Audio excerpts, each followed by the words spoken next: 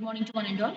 Today I am going to talk about proteomics, the one more important topic in bioinformatics, that is proteomics. So the word proteomics was first coined in the year of 1994 by an Australian postdoctoral fellowship member. So he is called as Mayor Wilkins. So he's the first person to know the term of proteome. Proteome here, complete study of proteins, or else the proteome generally refers the total set of proteins expressed in a cell. That may be any kind of animal cell, bacterial cell, plant cell, any other higher organism. So that talks about protein, the complete protein structure. In the earlier, we have already discussed about the central dogma of biology, where the DNA, upon transcription, with the help of a transcription enzyme that gives RNA, that may be single stranded mRNA or messenger RNA. The messenger RNA or mRNA again translate the information into a protein, right? So this protein, now we are talking about the protein, right? This proteome was first coined by an Australian postdoctoral fellowship member like Mayor Wilkins in the year of 1994, and he for the first time identified the dynamic protein product from the genome and their interaction. And this particular invention, that is the large scale categorization and functional analysis of protein expressed by a gene or genome. Here the genomics, transcriptomics, proteomics, and metabolisms. These are the keywords generally: genomics, transcriptomics, proteomics, and metabolics. Metabolomics. So these are the special criteria. So what you talk about genomics? DNA. DNA that has genes. This acts as a blueprint again. So this has genes upon it. Upon transcription, it is called as transcriptomics. What you are aiming here, mRNA or RNA, that any kind of RNA. We have different RNAs like mRNA, rRNA, tRNA. rRNA stands for ribosomal RNA. tRNA stands for transfer RNA. mRNA stands for messenger RNA. Right? They are called as the study of all these things, RNAs, and knowing about the structure and how they are. This everything can be studied in the transcriptomics, where the enzymes transcription. Next, okay, you have got the transcriptomes. Now we have to analyze this particular one with the help of one more enzyme for translation process. We are aiming protein. Protein, this has an enzymatic reaction again. They are called as proteomics. Now our title is called as proteomics, a complete study of proteins, set of proteins, or knowing about the structure of protein, functional components of protein, and arrangement of protein. Everything can be metabolized. So finally, we are aiming the metabolism. Clear? Next, we have why proteomics? What is the major impact of this proteomics? As earlier I said that the genomics completely talks about or tells about the DNA and its possibilities, how this particular will go. Next, upon transcription, we are going aiming the RNAs as transcriptomes. And finally, upon translating the information, we are aiming a protein. They are coding for a particular protein.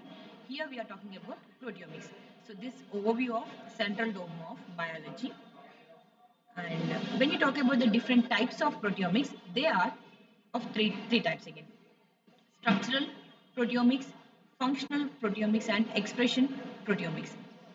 So the word itself says about the structural proteomics.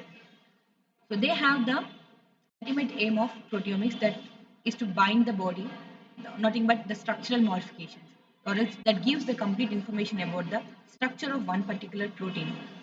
That will help to predict the possibility of structures, how the protein will be, how we have to identify, recognize the protein.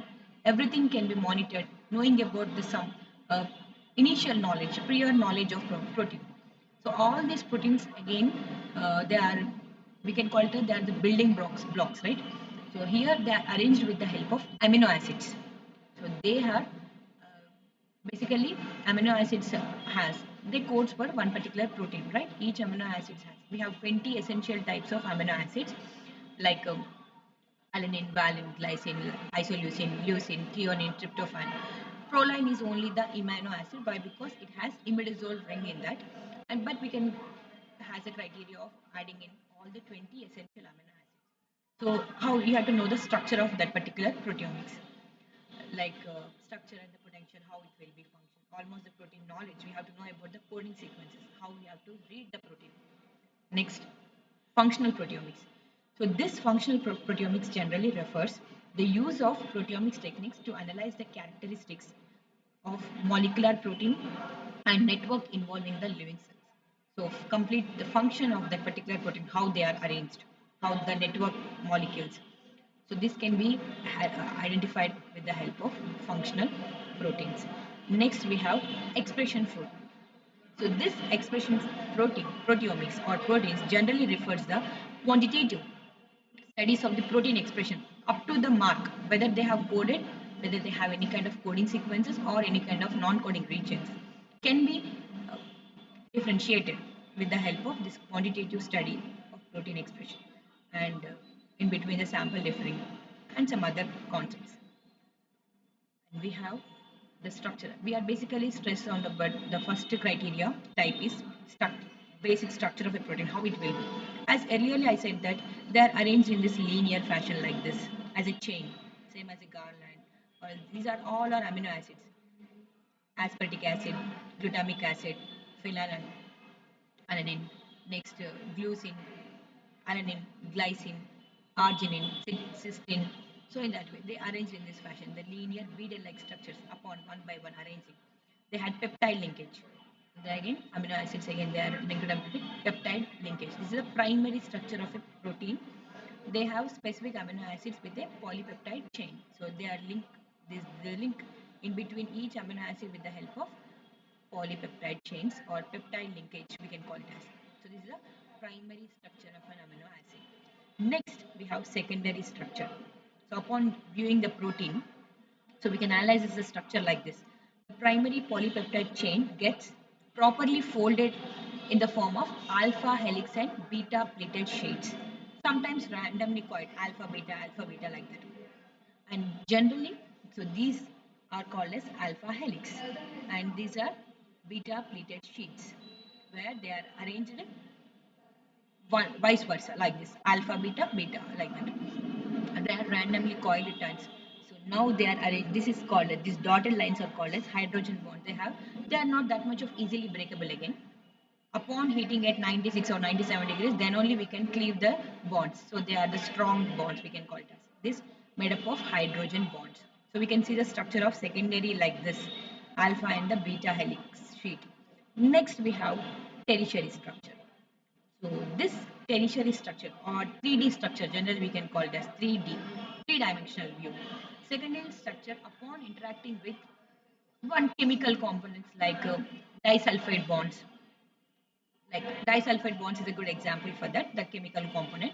So they forms this three-dimensional shape of protein. So like this alpha helix, we can see the green part and the beta pleated sheet like this, the laterally arranged like this, and this is the tertiary structure of your protein.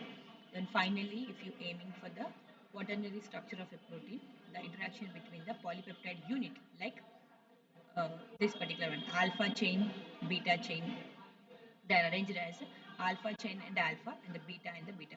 You can see the variations of colors like this, dark and light, light and dark. And also they have um, iron and the hemoglobin ring. So they have this particular criteria. So in this way we can identify the study of these proteins and knowing the structure of the proteins and how they are arranged, what are the chemical components like disulfide bonds, and what are the sheets, how they are going to be formed, this helix, alpha and the beta pleated sheets, each and everything can be understood.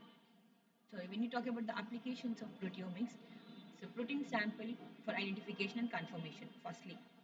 Next, for the purity determination. So in order to get the purity components, why? Because it's the end product, right? So in order to get the purity of the components determination, detection of the post-translational modifications. After that, some more post, what happens in the next. So we have talked about the central dogma of biology, right? DNA, upon transcription that gives RNA, and upon translation that gives protein. Next, we are talking about the post-translation modifications can be detected with the help of for more future studies again. Detection of amino acids, how they are arranged. Here we have talked about amino acids, right? So these are all amino acids. The 20 essential amino acids we can talk. So we have to know about the amino acids. Next, mass fingerprinting identification of proteins. So in general, you have to analyze the structures like this, quaternary structures, the big structures like this, for knowing about that particular one. Next, nutrition research, some kind of research oriented like this. We are having this beta pleated sheets, alpha pleated sheets, and how they are arranged, how we can do the complete